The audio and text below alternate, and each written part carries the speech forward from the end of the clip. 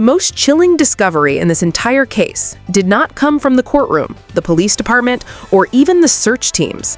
It came from a medical report, a single note written by a health worker during what should have been a routine checkup. That note revealed signs that baby Emmanuel, barely months old, might not have been living in the safest environment. Think about that for a moment. A child who had only just begun life already had a record showing warnings that should have sparked urgent intervention. But the file was quietly stored away, and nothing changed. No follow-up, no protective steps, just a red flag, ignored. And tragically, this wasn't the first warning. Years earlier, in 2018, another file had been opened for Jake's first daughter, Carolina. She was just 10 weeks old when her name first appeared in official records. Today, she is 7 years old, living proof that concerns about this family's ability to protect their children began nearly a decade ago. By the time Emmanuel entered the world on December 21, 2024, the system already had history on file. His birth should have been a fresh start, a chance for the family to prove they could provide love and stability. But instead, Emmanuel's own medical records began filling with gaps, irregularities, and warnings that mirrored Carolina's early case. The cycle had begun again. And then, on August 14, 2025, the day Emmanuel was reported missing, yet another child connected to Jake and Rebecca was suddenly documented, their 2-year-old daughter. This means that over the course of 7 years, 3 separate children tied to the same parents appeared in official records with concerning notes.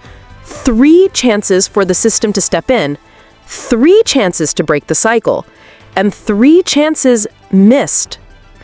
We followed the trail of these documents carefully. Each file was a piece of the puzzle. Each missing page, each incomplete record, each unanswered warning told us that Emmanuel's disappearance was not just one tragic event, but part of a repeated pattern. Rebecca's call to police painted the picture of a shocking, sudden loss, a child vanishing in public. For hours, the story dominated headlines and pulled the community into a desperate search. But when investigators reviewed security footage, interviewed neighbors, and walked back the timeline, inconsistencies began to surface. The pieces no longer fit neatly into Rebecca's account. Inside the Haro home, troubling gaps added to the questions. Why was there no birth certificate easily available? Why were Emmanuel's pediatric files incomplete?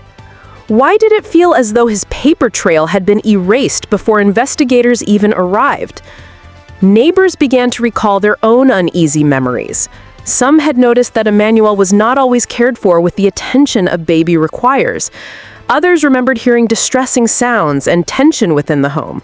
At the time, these moments might not have seemed enough to call the authorities. But looking back, their voices joined together to confirm a pattern of unease. Then came Jake's testimony. His own words turned into contradictions. His timeline shifted with each retelling. What he said didn't align with what investigators uncovered. Yet somehow, despite all of these issues, Jake had once been labeled by officials as low risk. That single description followed him, shaping how authorities treated every warning, and in the end, it shielded him from deeper scrutiny. Now every thread connects. Carolina's file in 2018, Emmanuel's medical warning in early 2025, the missing documents, the neighbors' testimonies, the contradictions in Jake's statements, and the 2-year-old's sudden entry into records on the very day Emmanuel was reported missing.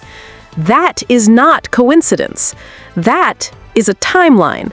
7 years, 3 children, repeated warnings, missed interventions.